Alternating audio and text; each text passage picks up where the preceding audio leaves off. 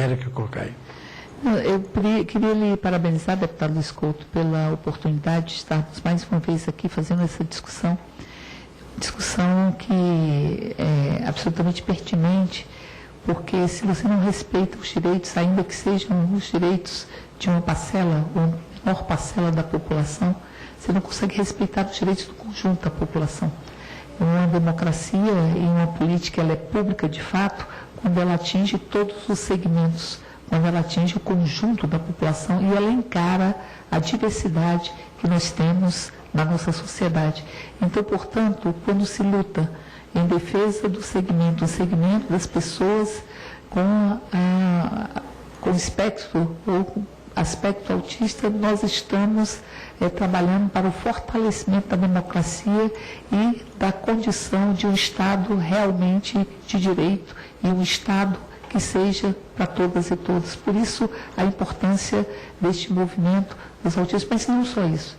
Esse é um movimento que carrega uma capacidade de organização muito grande, muito grande. Nós temos vários segmentos de pessoas que buscam os seus direitos porque foram invisibilizadas enquanto pessoas.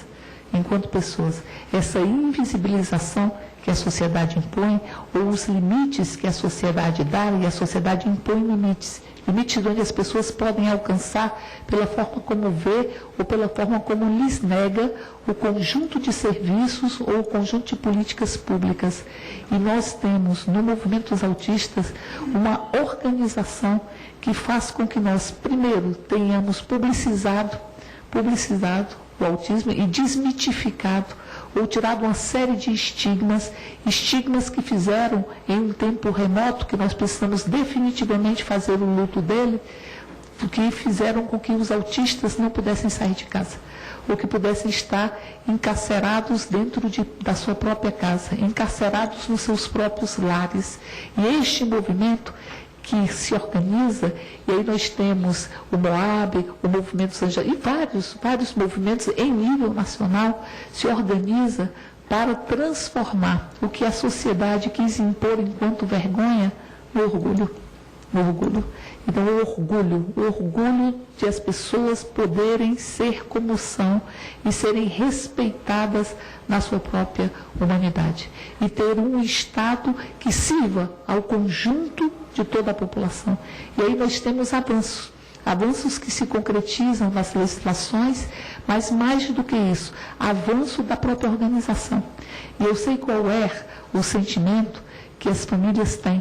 Muitas vezes as famílias têm medo do futuro, né? Tem medo do futuro, porque tem insegurança com relação ao futuro. Porque ficam se perguntando quem vai cuidar, e quem vai estar construindo esse cuidado e construindo esse despertar do exercício pleno da nossa condição humana para os nossos meninos, para as nossas meninas. Então, portanto, é muito importante que este movimento ele possa dar essa divulgação e possa dizer que as políticas públicas, elas têm que ter o nível de atingimento das pessoas que estão com o espectro, dentro do espectro autista. E digo isso porque nós temos a discussão da educação e nós avançamos. Eu fico pensando, e a gente visitou algumas escolas, onde muitas vezes é insuficiente a educação porque você não tem acessibilidade. Não é a acessibilidade arquitetônica. As pessoas pensam muito em rampa quando se fala em acessibilidade. A acessibilidade dos projetos pedagógicos que possam incluir todos. A acessibilidade provocada pela formação, porque os educadores saem sem formação específica e é preciso que nós exijamos uma formação continuada e com os diversos tipos de diferenças. É preciso ter uma formação continuada na lógica de atendimento ao autismo, porque é uma diferenciação. E nós temos muitas dificuldades com a tentativa de se fazer uma inclusão que não respeita muitas vezes as pessoas que seriam o objeto da própria inclusão. Quando você não respeita a fala das pessoas que muitas vezes querem uma sala própria, porque não há como incluir dentro de uma sala, não há como ter a sala inclusiva em função da intolerância ao barulho, de tantas coisas. Quando as pessoas não são escutadas, que seriam as beneficiárias dessa própria política, há uma política que é por si só excludente.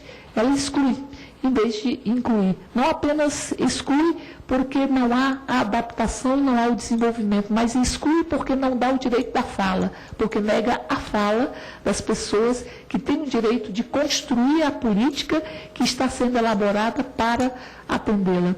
Então, mas é preciso a integração entre a educação e a saúde, que não tem integração entre a educação e a saúde. Essa integração foi rompida. Foi rompida quando aqui em Brasília a educação deixou de ter a sua própria esfera na educação de atendimento à saúde e não houve a integração com a outra política pública. Então é preciso que nós tenhamos esse nível de integração. E por fim, algo que aqui foi falado pelo deputado Luiz Couto, que é uma coisa que nós devemos nos agarrar nela. O Estado tem que ter a possibilidade de ter as condições da existência dos cuidadores. Tem que ter isso. E tem que considerar os cuidadores familiares. Cuidador familiar não pode ter a mesma jornada de trabalho.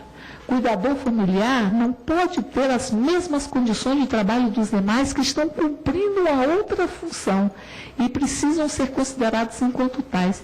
E os cuidadores, os profissionais cuidadores, têm que ter a previsão de recursos do SUS para que eles possam ser assegurados a uma grande parte, porque senão a família, ao cuidar, ela se entranha de tal forma e ela deixa de vivenciar uma série de outras relações porque ela tem que cuidar. Ela é sugada pelo cuidar, ainda que seja nobre, seja generoso e seja gratificante e transformador o próprio cuidar. Por isso, penso, deputado Luiz Couto, que nós deveríamos estar trabalhando nessa perspectiva e dizer que deveríamos fazer uma grande pressão para que a legislação ela possa ser efetivamente implementada, sem desconsiderar e sem prejuízo do valor, da importância dessa legislação. Talvez vocês não tenham a noção exata da importância dessa legislação e da importância do trabalho de vocês. Da importância de como os anjos azuis foram reconhecidos em toda a sociedade a partir do trabalho de vocês. Então, veja, e se nós pensarmos desde a organização 10 anos e 10 anos antes, ou 15 anos antes, nós vamos ver como nós avançamos e tendo a consciência de que o avanço é eterno,